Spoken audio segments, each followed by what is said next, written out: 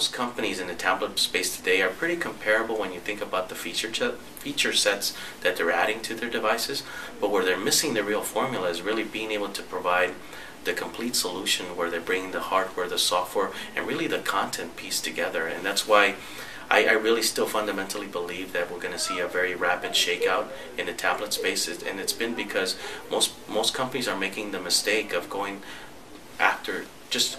directly at Apple in the consumer space instead of ignoring the clear opportunities that there are to play in areas that are more vertical. So maybe taking the tablet into the educational area, taking the tablet into medical spaces, taking the tablets where it's more of a vertical kind of an implementation. I think there's a tremendous opportunity there. Those markets are underutilized and underserved, and I think that's where the real opportunity is, but it's only a few companies that are really following that strategy. So I could say that someone like HP and what they're doing with their new Palm OS device might have a better opportunity just because they're coming in it with a vertical strategy, but they're also understand a lot of these enterprise markets a lot better, and I think there's an opportunity for growth in their space there.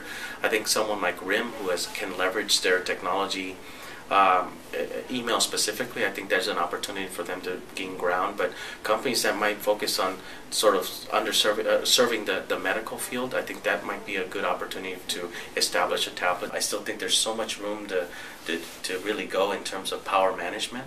The fact that we still are charging our phones, if you own an iPhone or an Android device, you have to charge that device twice a day. That's unacceptable.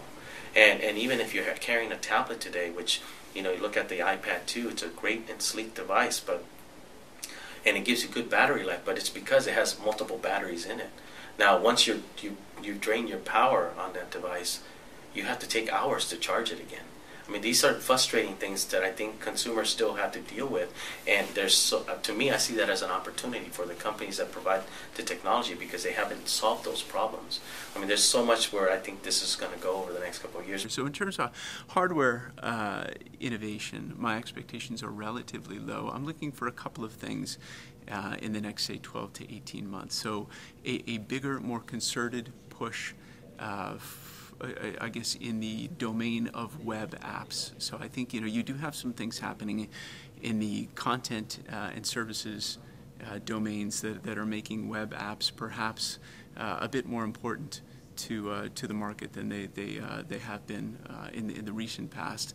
And then the other thing is maybe on a different tack, if you like, and that is the kind of exploiting the full capabilities of the sensory subsystems that we're seeing on smartphones. So this is kind of, and we've been talking about contextually aware applications and services forever, but it doesn't have a ton of meaning just yet. So we do have these sensory subsystems that are becoming mainstream in the smartphone segment, and I think we have yet to see, if you like, the full potential of these subsystems being realized or drawn out or made available to third-party developers. So that's going to be a bit of a wow factor, maybe a subtle one at first, but something that I think will be pretty obvious over the next, say, 2-3 years.